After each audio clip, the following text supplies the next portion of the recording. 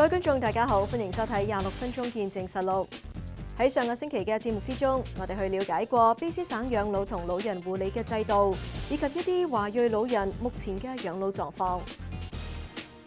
而根據2021年嘅加拿大統計局人口普查數據就顯示卑詩省母語為非官方用語嘅人口數量超過155萬人。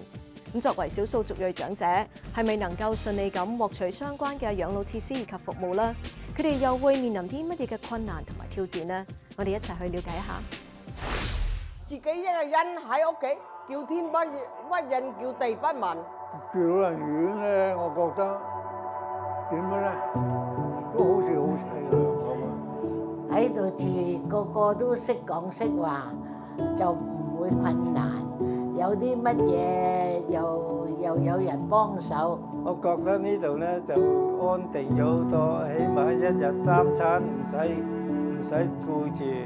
我就是一個人孤單，沒人講話，很難受。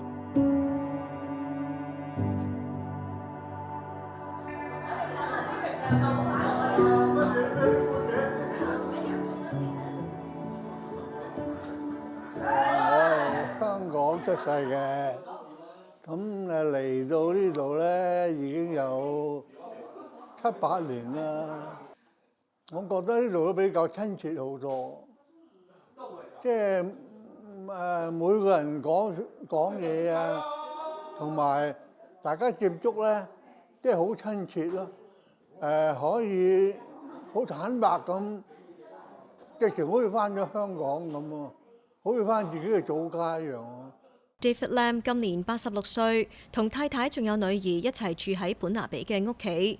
佢表示自己之前亦都曾經嘗試過參加當地嘅社區中心舉行嘅長者活動，而由於語言同文化方面好難適應，自己去過一次之後就唔想再去啦。直到半年之前報名參加咗有中文服務嘅日間中心，佢終於揾到咗歸屬感。譬如我同佢講嘢，我而家同佢傾偈咧。我簡直都冇咩顧忌，就講下呢個國家嘅嘢啊，講下人哋嘅嘢啊，我唔使顧慮噶嘛。但係我去到第二個國家講嘢，有陣時講嘢會得罪人嘅喎，因為佢個思想唔同。David 話：雖然自己年事已高，身體亦都需要人照顧，但係喺有條件嘅情況之下，仲係希望能夠一直喺屋企同家人一齊住，並唔願意搬到去長者護理機構住。住老人院咧，我覺得點樣咧，都好似好凄涼咁啊！真嘅，因為點解咧？佢變到入咗去住，變咗又好孤單㗎啦。但係我而家我參加呢啲啲社團，好而家咁我嚟咯，好開心啊！嚇，我禮拜假期又去見大家開心咯，有人打下麻雀啊，嚇。咁啊，你係幾開心啊？對此，佳怡中心活動統籌陳啟瑩就表示，俾長者能夠盡可能多啲時間留喺屋企生活，亦都正正係呢一個日間活動服務嘅目的。由於資金等方面嘅限制，目前該日間活動服務亦都面臨唔少嘅挑戰。即係嘉怡只能夠喺 Burnaby， 即係呢個本拿比一個禮拜1次。其實我哋之前咧嗰個排嗰個 wait list 啊，即係嗰個排隊參加我哋嘅活動，其實一路都有㗎。咁但係好可惜，因為我哋其實未有正式嘅分定啊，所以其實我哋個資源只能夠喺呢度做1個星期1次咯。咁所以有一啲即係有我哋參加服務，有啲就未排得到啦。咁有一啲咧就佢會揾其他服務咯，但係可能亦都唔係全日啦，亦都唔係講廣東話、講粵語咯。咁變咗其實佢哋服務選擇少咗，亦都唔夠服務。咁變相其實都影響嗰個長者成個家庭嘅。而冇固定嘅活動場地，亦都係一個好大嘅問題。好似我哋呢個地方，即係呢個係一個教堂咧，我哋都係借翻嚟嘅。我哋嚟緊都要即係逼遷，我哋都要再揾地方，因為實在係即係佢借咗俾其他人，即係佢賣咗俾其他人，我哋就要揾地方。咁所以我哋都好困難，即係同埋我哋都未有額外嘅資源去可以營運到咁多人咯。咁所以冇辦法咯。而同樣參加緊日間活動服務嘅馬太就表示，佢係獨居老人，平時喺屋企十分冇安全感，可惜一個星期只有一次機會嚟參加活動。自己一個人喺屋企，叫天不屈應，叫地不聞。我都希望有老人院住，但係咧要好服侍，唔好話唔好睇見到老人家咧，當佢係唔識嘢，當佢唔識嘢。刻薄。佢表示自己年輕嘅時候，經常去溫哥華一間養老院探望自己嘅姑媽，而呢一段經歷俾自己留下咗陰影。因為我姑媽以前喺老人院啊嘛，屙屎屙尿咧唔理佢，係我因為我姑媽係我老豆嘅家姐，但係我耐唔耐去佢嗰度探佢，叮啲嘢俾佢食。所以你唔介意住老人院，都要住間好啲嘅。係要住間好啲嘅。因為我慳埋為都係為將來。對此，佳怡中心執行董事黃志雄表示，當長者喺面臨健康需求出現變化嘅時候，通常都需要調配到唔同嘅機構。而搬家對於好多長者嚟講都係一個難題。呢個絕對係一個好大嘅挑戰嚟嘅，所以咧我哋而家就即係其實都希望政府真係落實去執行呢個叫做 aging in place 咧，即係叫做居家養老。因為每一次搬遷咧。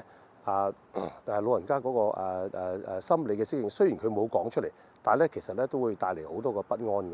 譬如一啲嘅如果喺一個同樣嘅社區咧，都還好啲。有啲係搬去唔同嘅社區嘅話咧，咁佢就會買嘢又唔方便啊，睇醫生又唔方便，又會憂慮好多嘢嘅。要㗎，呢啲唔要啦。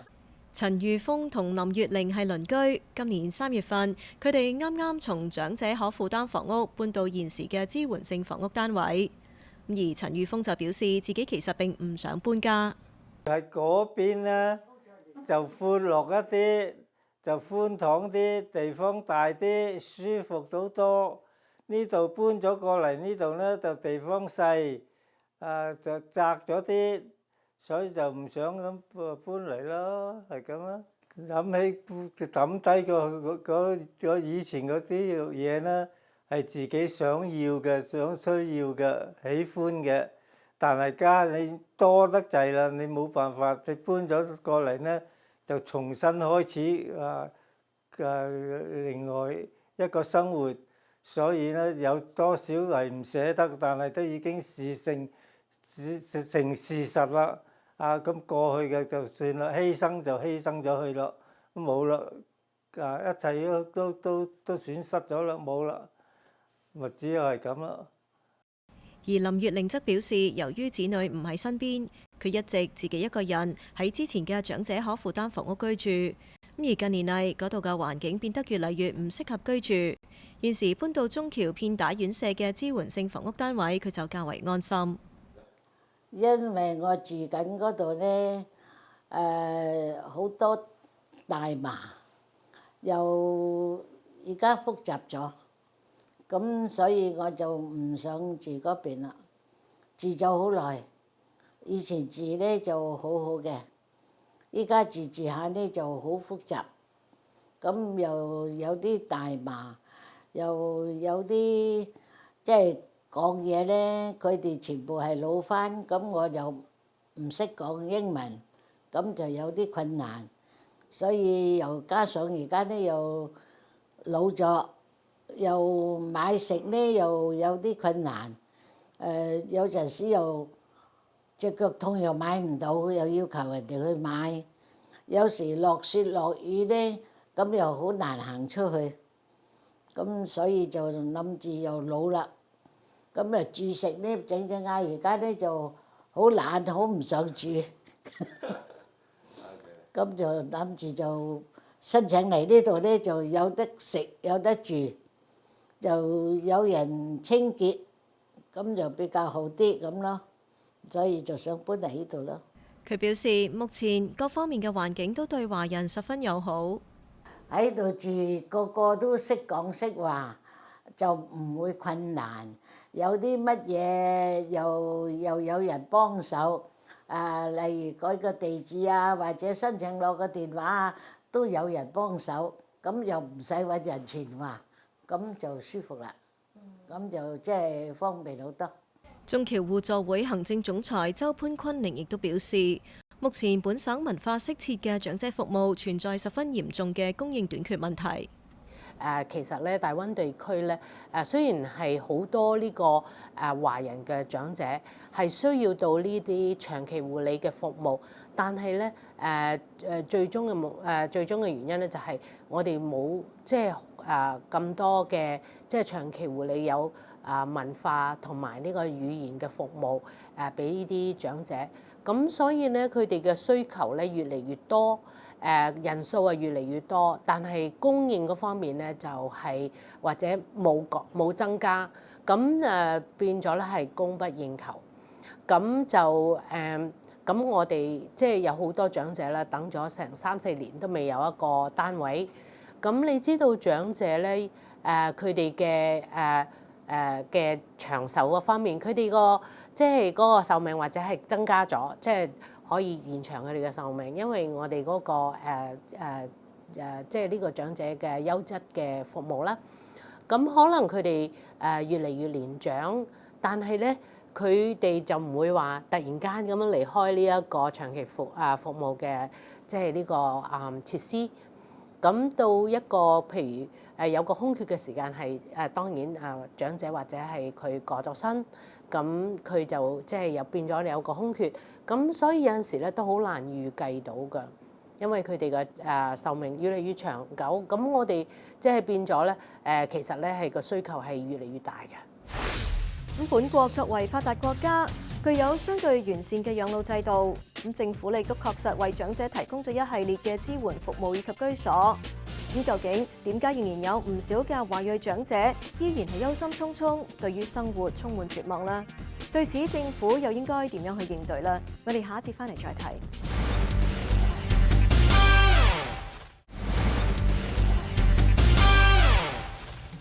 歡迎翻嚟節目時間。目前部分少數族裔長者咧反映到佢哋嘅老年生活面對好多嘅挑戰，而其中語言障礙同埋文化缺失係令到佢哋感到孤獨嘅最主要原因。究竟當局係咪會計劃針對少數族裔建立文化適切嘅養老居所呢？又將會點樣應對人口老化現況之下嘅種種挑戰呢？我哋一齊去了解下。哎呀，這個也講不清了。養老院去呢，也是很孤單的，也是一個人，是不是啊？我覺得一個人孤單，沒人講話，很難受。語言不通，無法同人交流，係唔少華裔長者感到孤獨，甚至唔願意入住長期護理院舍嘅最主要原因之一。對此，卑斯衛生廳長狄德安就表示，佢理解文化適切嘅照顧服務對於長者嘅重要性。但係卑斯省係一個充滿多元文化色彩嘅地方，當局好難滿足所有人喺呢方面嘅需求。In truth, as I grow older, your capacity in your second language frequently diminishes. If you're cognitively impaired in any way. And so that's why culturally appropriate care is so important in a changing community, is why we're adjusting to that everywhere, right? And then then you're going to ask about adult day programs and home support and all of that, which is challenging, because if we've got 40 people in this community, you picked 40 seniors in this community who needed home support, there would be 30% Chinese Canadian, there would be 17% who are Filipino Canadian, there'd be 8% who are Vietnamese Canadian, there'd be 5% who are South Asian, there'd probably be 30% who broadly are European Canadian. So you're hiring one person to deal with those 30 houses. You know, it's a challenge, right? You know, if you're building out a system. And it does argue often as well for bigger organizations when you're providing organizations like Success, because they're expensive, big expensive programs. 而中僑互助會行政總裁周潘坤寧就表示，本地雖然有好似中僑管理嘅嗰啲具有華人特色嘅長期護理設施，但係咁樣遠遠冇辦法滿足到成千上萬個華人長者對於呢方面嘅需求。我哋個長期護理只係114張床位，咁係以呢個即係加拿大或者就算 BC 省嘅即係華人嘅長者。係真係好少好少，is a drop in a bucket， 真係好少對到佢哋即係年老，佢需要呢個長期護理嘅服務嗰陣時候咧，就輪候嘅時間就比較好耐啦。咁其實我亦係有好多個案，好多嗰啲社區人士亦係想即係放佢老人家喺我哋嘅即係李國賢嘅長期護理中心，但係其實我哋係冇位。咁我希望省政府能夠咧再增加呢啲對於有嗰個文化色彩嘅，對於呢個華裔嘅長者咧，能夠多啲一啲嘅床位。而長者喺享受居家護理服務嘅時候，亦都經常會經歷由於文化差異導致嘅尷尬場景。譬如佢哋好多時做嘢嘅時候就真係喺度做嘢啦，就我哋覺得就應該係如果真係一個好嘅幫手嘅話咧，都要同啲老人家傾偈，唔係一個陌生人上嚟做完嘢就走咗去就算數嘅嚇。咁同埋我哋文化上嘅嘅挑戰咧，就即係我哋好多時我哋同啲老人家講，佢又話派人上去同佢沖涼，其實佢冇留意到就係我哋華人咧喺呢方面係比較保守嘅嚇，即係你揾一個陌生人同佢沖涼，就算你一個仔女都好啦嚇，即係要自己即係好即係坦蕩蕩面對另外一個人咧，其實對我哋嚟講好大嘅挑戰嘅，對喺我哋文化嚟講，咁呢啲咧就政府就話我俾個人幫你沖涼就算啦咁樣，但係其實之前中間會唔會有啲適應有啲心理輔導俾佢，或者俾佢聽你可能咧係到呢個環境就係我哋即係其實希望幫到你㗎，希望你可以接受啦，咁同佢傾下先唔好話一派個人話上嚟沖涼就上嚟同佢沖涼啦。咁所以咧呢個亦都係喺文化上嘅差異啦。對此，狄德安表示，從事長者健康領域嘅醫療服務人員短缺，亦都係目前本省養老系統面臨嘅其中一大挑戰。Of course, there's a massive demand for healthcare services, and we are hiring. We have about 45,000 more people working for our healthcare system. But you want, if you can, to be able to deliver the best possible service to people. But you also need to hire. It's important to provide the service as well. So sometimes you can do that, and sometimes you can't. The more languages that our home support workers can speak, the better they are. We can make adjustments, but there will be cases where we have a worker who speaks, say, English and Tagalog, but is serving a Chinese Canadian client, and that can be challenging for the client. And we would like to hire. And if there's anyone in your audience who would like to work in this area, there are great opportunities, and it is really important work. So we are always looking to hire people with diverse language skills. But of course, it's very important to provide the health services and to have trained staff who can find ways to do that. 而為咗進一步解決華裔長者面臨嘅障礙，喺2002年7月，眾僑互助會同溫哥華沿岸衛生局合作成立咗一個全新嘅試驗項目——列治文華人長者社區資訊中心。其負責人李梁碧琪就表示，希望中心能夠切實咁解決本地華裔長者嘅困難，及時為佢哋提供所需要嘅資源。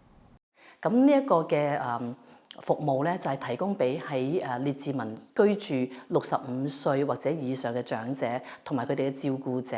咁若果佢哋咧係喺列治文居住啦，佢哋65歲或者以上，又或者佢哋咧係經歷緊無論係身體嘅虛弱啦，佢哋冇家庭醫生佢哋可能有困難去自己煮食，或者喺覺得係孤單。被即係孤立咗，冇乜朋友冇家人嘅照顧，又或者佢哋咧可能係患有認知障礙症，或者係愛滋海默症，咁同埋有其他嘅一啲嘅無論係健康嘅問題，或者係社交，甚至係咧係精神健康，佢哋覺得需要多一啲嘅服務，又唔知道去邊度查詢或者揾呢啲服務，咁可能因為語言嘅障礙啦，同埋文化嘅障礙，佢哋唔知道點樣去揾服務嘅時候咧，佢哋都可以咧打電話嚟我哋呢一個叫做列治文華人長者社區資訊中心咧嚟查詢。而黃志雄就指出，每個人喺年紀大咗之後，都會面臨各種各樣嘅困擾。而喺年輕嘅時候提前做好規劃，可以有效咁增加自己應對挑戰嘅能力。首先我建議咧，即係我哋都要自己為自己嗰個退休生涯規劃啦，所以年輕嘅時候都要儲下錢啦。咁即係因為雖然話呢度係一個福利社會，但係其實嗰個養老金啊，俾佢哋咧，其實都係掹掹緊嘅生活，其實就唔係咁足夠啊，自己規劃好啦。咁另外就話要考慮嘅問題啦，將來大咗要唔要同啲仔女同住啦？適唔適應得到啦？係咪同埋啲下一代會唔會有啲文化差異啊？咁樣大家會互相適應。咁另外咧就係揾咗個啱嘅自己嘅社區住啦。譬如你可能去到住一啲或者係主流社會西方人比較多啲嘅時候，你自己適唔適應得到咧？同埋嗰個社區你自己朋友多唔多啊？買嘢方唔方便啊？有冇多一啲嘅適合你飲食嘅地方去餐館去啊？咁樣呢啲都係要即係規劃好嘅自己。咁當然即係話譬如好多時我哋都要提一提大家咧，就係我哋譬如我哋千祈就唔好咁早將啲錢咧就分晒俾啲細路仔，就應該就自己規劃好啲。而狄德安亦都建議長者去了解一下省府印發嘅卑斯長者指南。So BC Seniors Guide in multiple languages. You get a copy that gives you a sense in your language of the service you need. So if you're Chinese Canadian, Vietnamese, you speak Farsi, you speak Tagalog, you speak multiple other Spanish, French, multiple other languages, that's available to you. And I'd encourage people, you can get it in your MLA's office, you can get it from the Ministry of Health, to get it. And if your family member, your parent is a senior, that's a great thing to get. That tells you the resources are, and it's not just in English. So it gives you a sense of what those things are.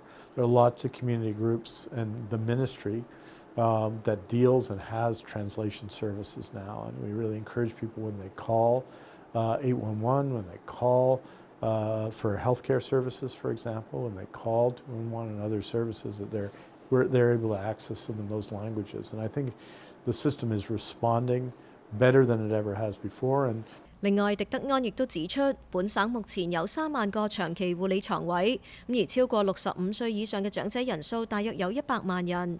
雖然當局喺建造長期護理床位方面已經投入咗30億元嘅資金，但係佢希望能夠將本省嘅每一個社區都建立成為長者適宜居住嘅環境。Well, what we need is to provide more care in the community, because we can't put everyone in long-term care. That would be both too expensive and not good for them. We have to support care in the community. We've got to make our communities more seniors friendly as well. And, that means some of the work that Minister Callan doing in building senior appropriate housing means it's possible to do that. Closer to services, more supports in place, more neighbors around you. One of the challenges many seniors have is that the people that they've cared for their entire life, their friends, are also elderly. And also, often, they pass away. And so you have someone who has a lot of friends all their lives. And now many of the people that that they see all the time, that provide their social stimulation, that make life worth living, right? That group of people goes away, and that's why it's important to have community programs that bring people out into the community, that allow them social connection. 狄德安強調，鼓勵長者走出孤獨，走向人群，同社區建立聯繫，先至能夠從根本上解決人口老齡化所面臨嘅挑戰。而咁樣，亦都正正係大部分長者嘅心聲。大家呢講得來，大家很高興的講，隨便吃，大家開心那就好了。但係我參加呢啲啲社團好而家咁我嚟咯，好開心啊！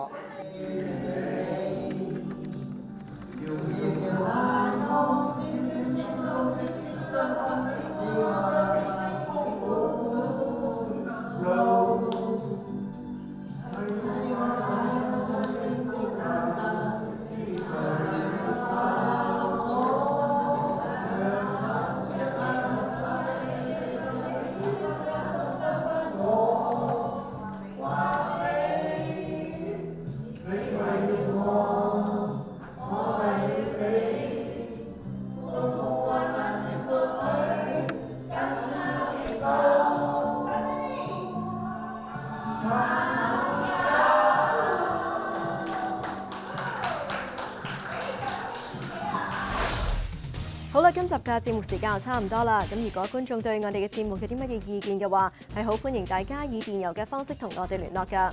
我哋嘅電郵地址係 mag26@fairchildtv.com。如果觀眾想上網重溫翻今集嘅節目，亦都可以上到去我哋嘅網站3w.fairchildtv.com， 點擊節目重溫一欄就可以睇得翻㗎啦。